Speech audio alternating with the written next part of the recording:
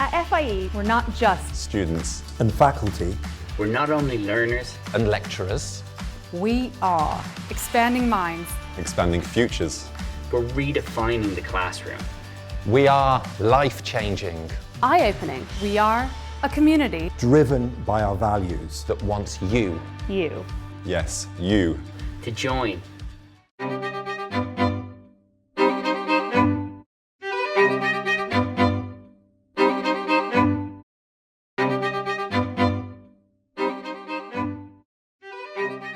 Hello and welcome to In the Field, a podcast from FIE, where we will be exploring all things study abroad. I'm Dr. Heidi James Dunbar, writer in residence and senior faculty, and I will be your host. Joining me today is Valerio Lintner. Valerio has a background in economics, politics, interdisciplinary studies, and European integration. He has published widely, having written a number of books. Publishers include McGraw-Hill, Prentice Hall, Routledge, and Interlink Books, as well as regular articles and chapters in edited books. He is, of course, a faculty member at FIE and a seasoned one at that. And I'll be chatting to him today about politics, the recent elections, and teaching politics, as well as cooking.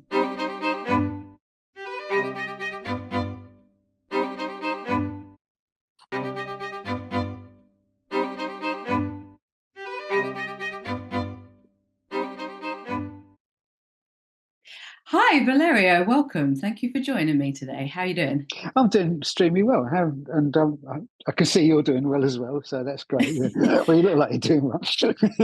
Oh, thank you. Thank you. Likewise. As we were, the weather isn't great, but that's England, right? So. Yeah, you don't come to this country for the weather, that's for sure. That's for sure. That's for sure. I was thinking before we met about how that old adage is it's not polite to talk about politics, money, and religion, but we're going to talk about at least two of those things today. So Yeah, well, there's a sense in which they're the only things that are worth talking about. So there you go. Yeah, absolutely, well, not the absolutely. only things, but they're important. Yeah. Yeah, they are. They absolutely are, and it's funny that it's considered. Well, we're frightened to talk about it, right? Or there's a we might engage in. I think a lot of people anyway are afraid of conflict, and so what they're doing is they're seeking out potential points of conflict and eliminating them. But then you risk having nothing of any substance or any interest left. So let's go with it. Yeah, absolutely. So how does that come up ever in the classroom? So let's talk a little bit about how you teach, because you're teaching politics and economics for us in various courses, right? Well, yeah.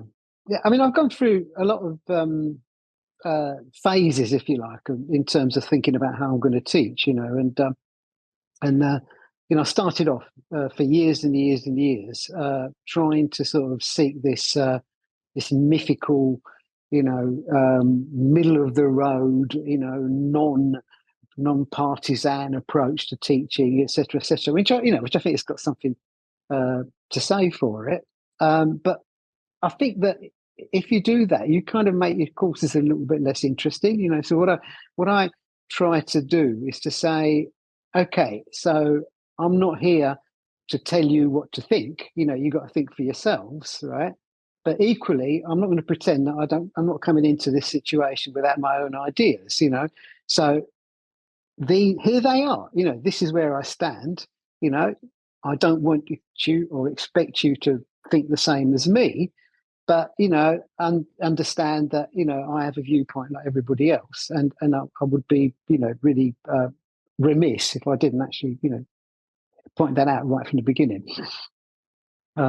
Yeah, I think that's really important though, because what you're modelling there is something that's vital to keep dialogue alive outside the classroom too, which is we can have a discussion about this, and whilst these are my points of view, it isn't personal. So we can have a discussion that may include some tension, which is vital to healthy debate. Absolutely. But without it spilling into something that's damaging and, as you say, becomes a difficult conflict. And that's what I think we're seeing in the outside world where Sure. people Yeah. are sort of pulling back. Yeah. Do you think? Do you agree? Yeah, no, I do. I mean, I think that there's this sort of tendency in society in general to kind of, you know, seek the bland, if you like, but life isn't bland, it shouldn't be bland. I mean, bland is easy. Yeah. There's no kind of, there's no conflict involved. There's nothing, you don't have to think too much about it. It's just there. But, equally, I think bland doesn't probably do you much, so certainly in terms of an educational situation, where, what you're trying to do is not just sort of, give information or whatever, but get people thinking, and to get people thinking, you got to introduce a certain amount of controversy into it, otherwise, right, it doesn't work. Yeah, that's my opinion. Anyway. Hmm.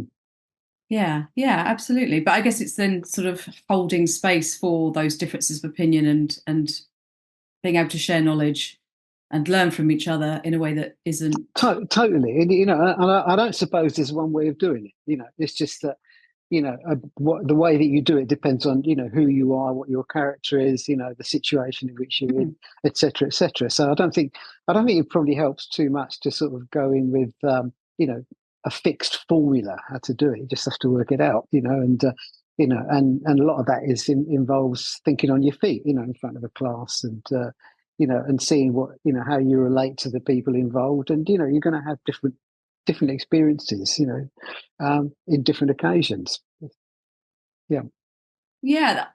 One of the things I've noticed because we'll come to this in a bit, but obviously we've just had elections here in the UK and stuff, is quite a number of people I know have sort of disengaged in a way from politics, feeling that it's either beyond them or difficult to get past very confusing messages from the media, and they're unsure what to believe or think or feel, and they feel very sort of conflicted. So I guess for us as academics, what we're trying to do with our subjects is always teach critical thinking. And so would you say there are sort of useful steps that you try to convey in which to think and read critically and find this sort of your own way through these different messages we're getting? Yeah, I mean, is there a trick? No, I don't think there's a trick. I just, if there was a trick, life would be very easy. But I just think that, my personal sort of approach to this is always question authority, no matter where it sort of comes from, because sometimes authority is right and it's worth knowing about, but sometimes authority, pushes a particular viewpoint, which, you might not agree with. You've got to make your own minds up about these things, and that, that's obviously easier said than done. And, as I said, I don't think there's a trick in the sense that also, you bring in your own personality into this, right? So that essentially, the way to navigate your way through a situation is going to depend very much on who you are and what your own characteristics are, and indeed what kind of phase you are in your life, and whether you're having a good time and not so good a time, whatever. It's it's really multidimensional. Yeah. Well, I once had it was at school, it was a long time ago, but a teacher once said to me, just ask yourself who benefits from this. And this was specifically about the media and stories and reporting, but it was like, who benefits from you knowing this, and where's the money coming from? And that they're sort of, in broad terms, their questions have been in the forefront of my mind when I think about things like this. I mean, okay, so I'm just as you were saying, I was thinking of something specific which I do with quite a lot of my classes, and that is right at the beginning. I say to people, well, if you want to find out what's going on, one of the ways you're going to do this is to engage with the media. Read the newspapers, watch television. However, go do this with your eyes wide open. And I used to spend sort of, I don't know, 10, 15 minutes, going through the British press, for example, and getting people to understand that they've got an axe to grind. They're coming at things from different viewpoints, and and then of course the other thing that comes out in these kind of discussions is, well, one of the differences between, for example, American TV and British TV is that here, we've got, in theory anyway, an obligation to be balanced, yeah. Whereas in America, since Ronald Reagan's times, that's disappeared. So American students are very used to the idea that Fox and CNN are going to give you completely different viewpoints. Whereas here we sort of pretend that they don't. And it is a pretense. Because it, it, even the BBC, the sort of bastion of impartial, has its own approaches. And for example, over the last 10 years or so, the BBC has been, stuffed, for lack of a better word, with people with a particular viewpoint. And that's fine. I'm not denigrating that. But when you look at their programs, when you engage in what they're saying, you've got to understand that it's even the attempt to be impartial, comes from different starting points, and therefore it's going to give you different results. So question everything. Understand that people are not, these kind of, sort of totally impartial, sort of commentators, and they're all, most of them, are coming at it from a particular viewpoint, and that's fine, but don't believe blindly what you read or what you see. Try and understand the complexity of it all, and with the essential objective of arriving at what you think, which is not easy. Yeah. No, what I've sort of noticed about myself recently was, and I'm an academic like you and trained to think this way, but recognizing your own cognitive dissonance and biases. And so questioning yourself and why you believe things too. I found really important, because I noticed I was almost dismissing evidence because it didn't align with my beliefs, and I had a real moment to myself. Like I do that all the time,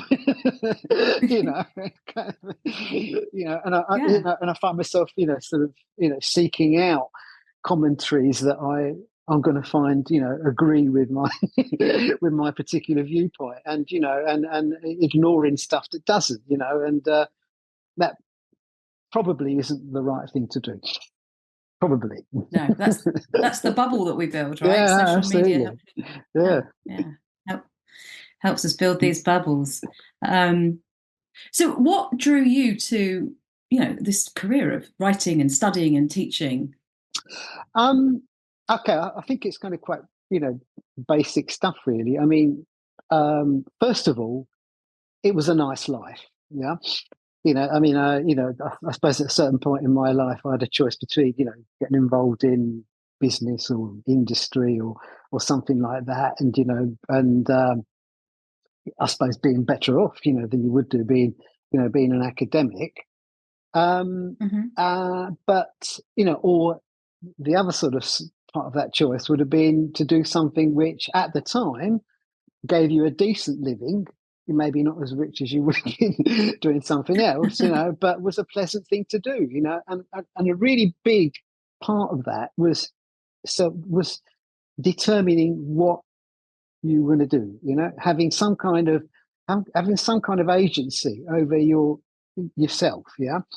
So, like as an academic, I think that I'm not sure it's the case now actually, but certainly when I started out, you could choose what you wanted to do, and I mean, throughout my sort of university career, I was kind of basically the deal that I had between myself and the institutions and the people that, inverted commas, managed me was, leave me alone, right?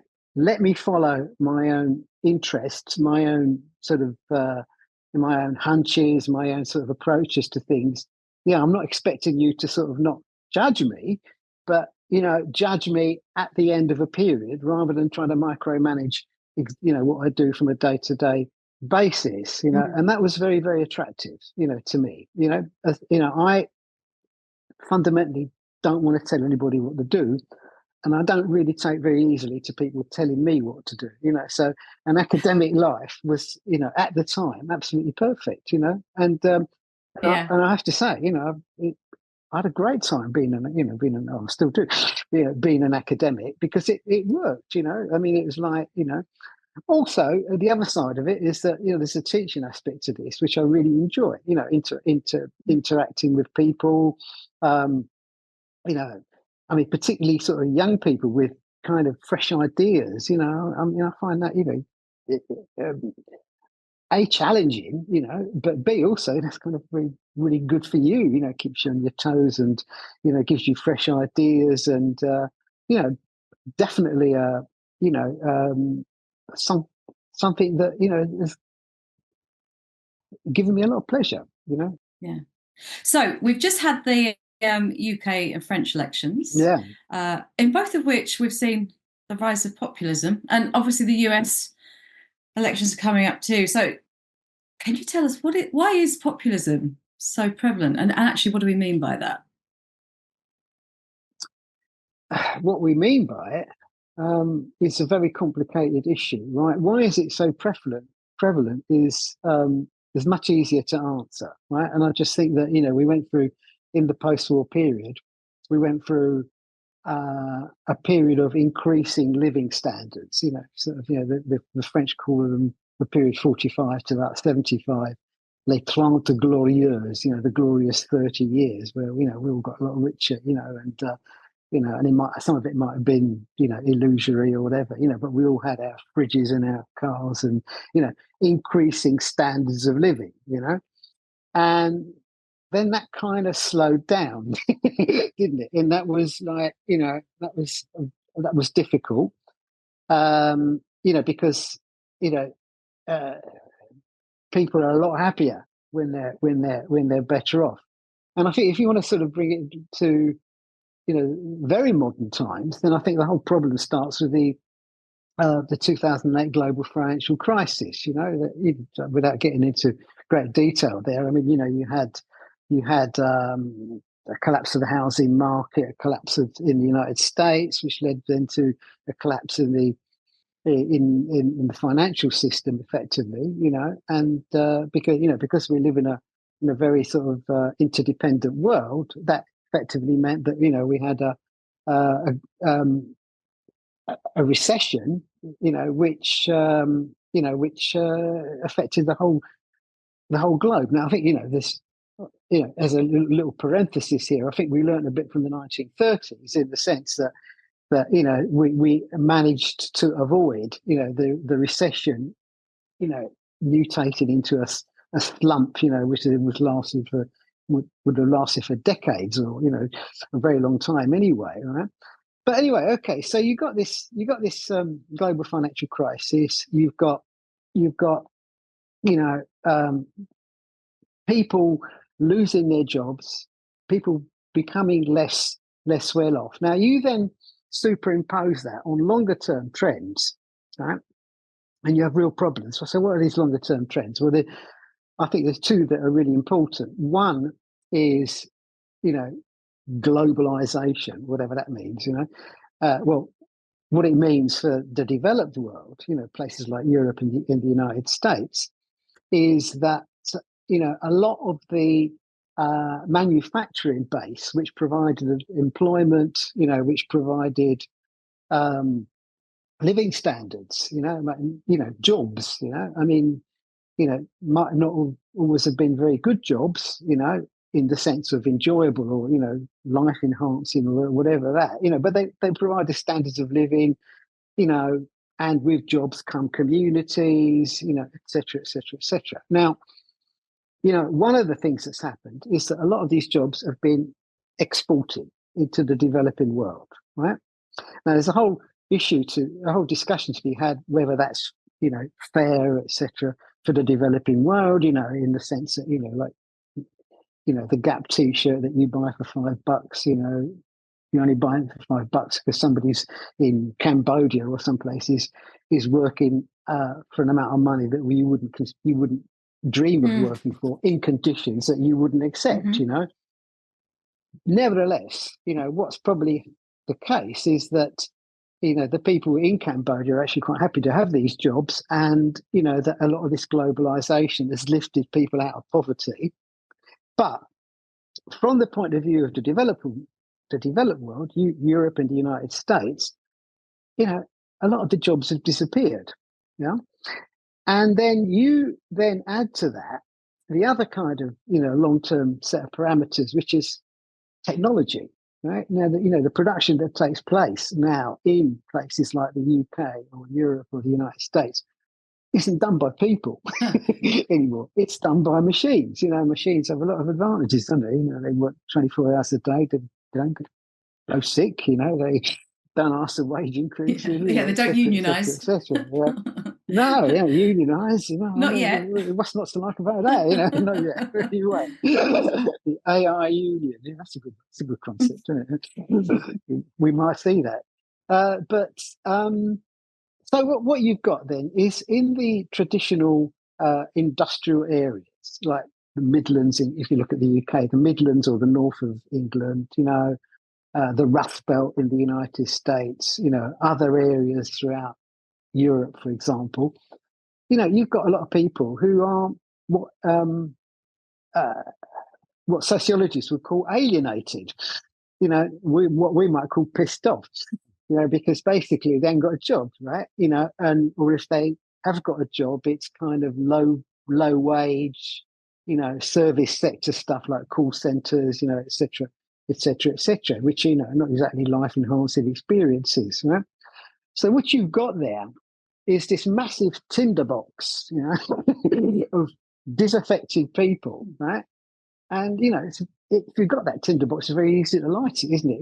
You've got unscrupulous politicians who come along and basically say, "Hey, I hear you, I feel your pain, but you know what? It's not your fault. Yeah, it's to do with refugees, migrants, Muslims, the other in kind of general."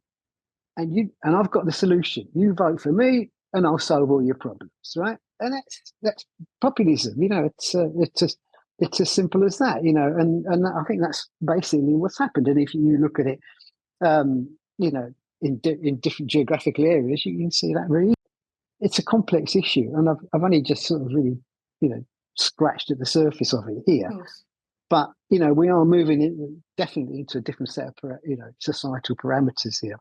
And we've moved into them probably, And then the other side of that, of course, is that it's very dangerous because, that's how fascism happens. People maybe haven't got the wrong memories, but if you look at, for example, the 1930s, fascists didn't take over; they won elections. Well, okay, so you mentioned, the recent elections. Here's a few reasons to be cheerful, right?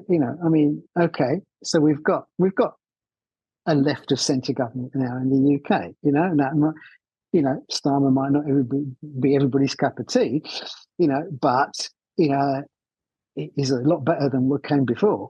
That's for sure, and probably I would say as good as you're realistically going to get, within the kind of system, right? And then you look at what's happened in France, and you see actually, some really interesting developments, don't you? Because it looks like Le Pen and co are going to take power, and hey, what happens? People actually react to this, and make sure that they don't take power, and if you think about what's happened in France, it's quite remarkable.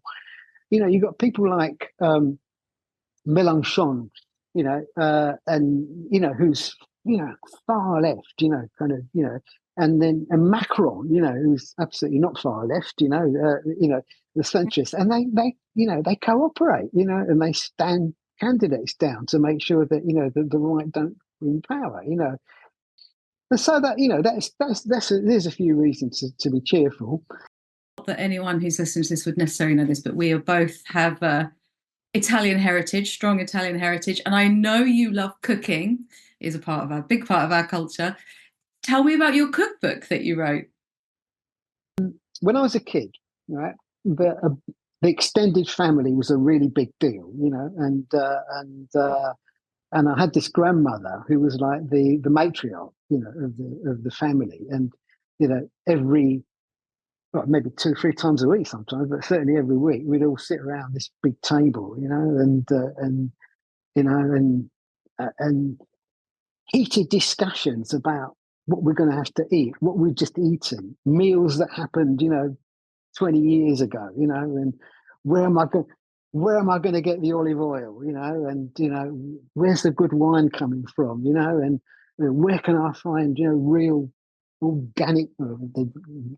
They didn't know they were organic at the time, but chickens and stuff like this. So so I grew up with all this kind of stuff being very, very important to me,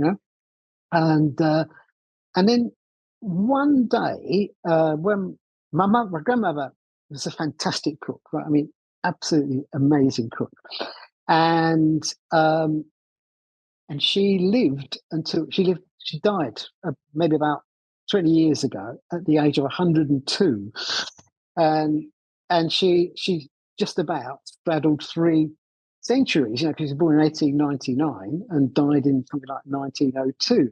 She was a really interesting woman, who in another set of circumstances would have had a completely different life, because she was really, really smart, but because of the time and the place and the circumstances in which she was born, she was just a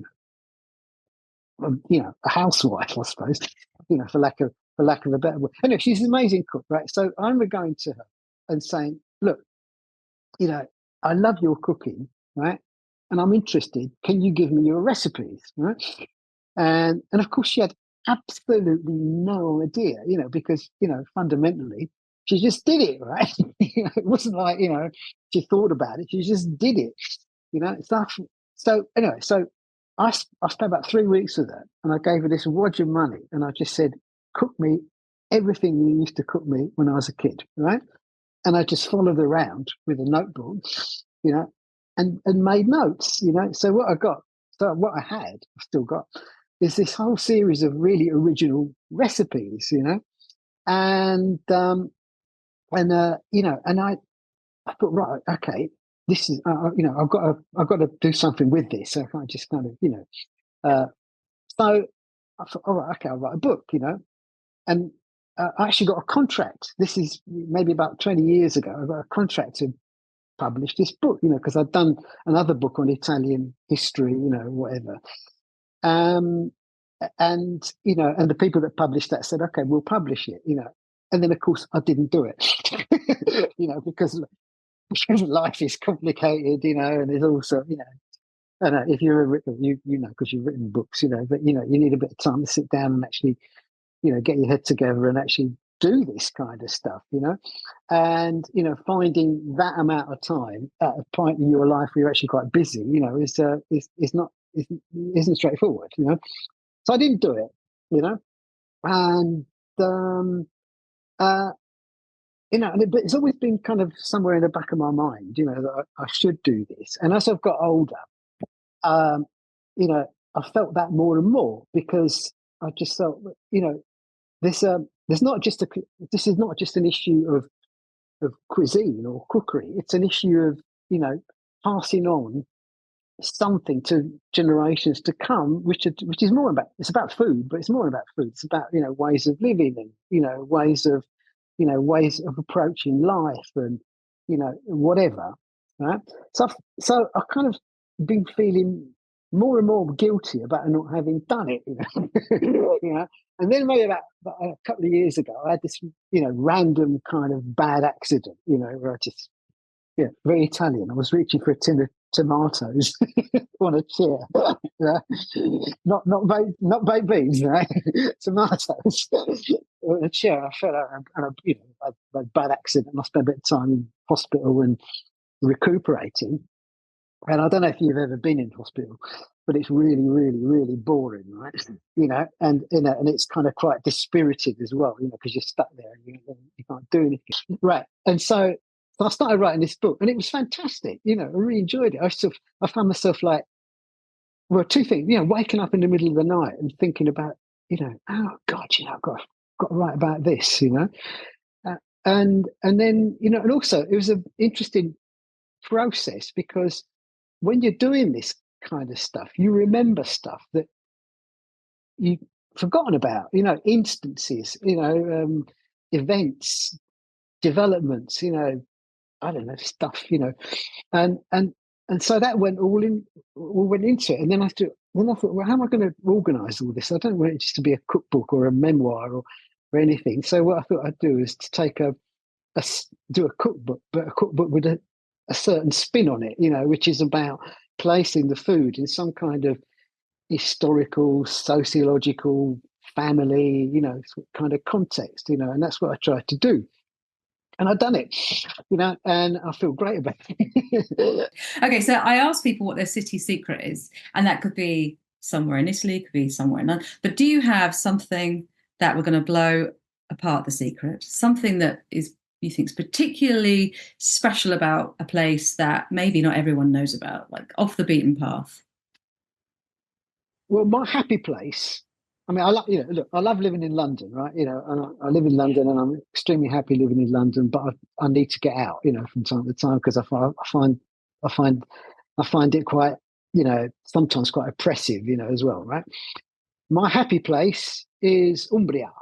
I've had, for the last 35 years, I've had this house in the middle of nowhere in the hills in Umbria. And that's where I disappear to, and it's fantastic if I want to write something, for example, because there's nobody around, apart from a few sheep and, etc. So that's my secret. I don't know if that's the secret you were thinking of, but, that's my happy place. Yeah. Well, because none of us are going to come and crash at your house, your place, where in Umbria would you say? So if we wanted to sort of, where would we go? Okay. Città di Castello, Castle City, right in northern Umbria, is absolutely, nobody's ever heard of it. Nobody goes there. Beautiful place, people hang around in the square, you got these amazing markets, happening all the time. Great places to eat, That's a pretty good place, I would say, that nobody's ever heard of. Lovely. Well, thank you so much for joining me. I've loved talking to you, Valerio. It's brilliant. Thank you. And thanks, Lola. I've really enjoyed it as well.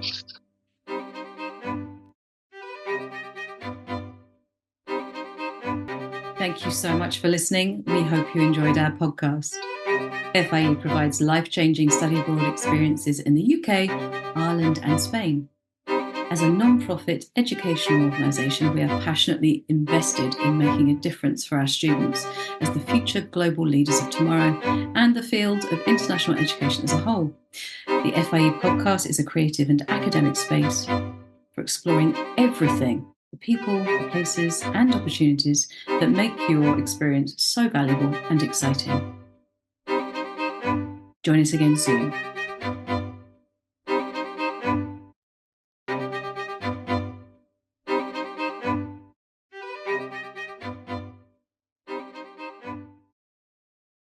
FIE, we're here to help you Unlock a wider brighter future.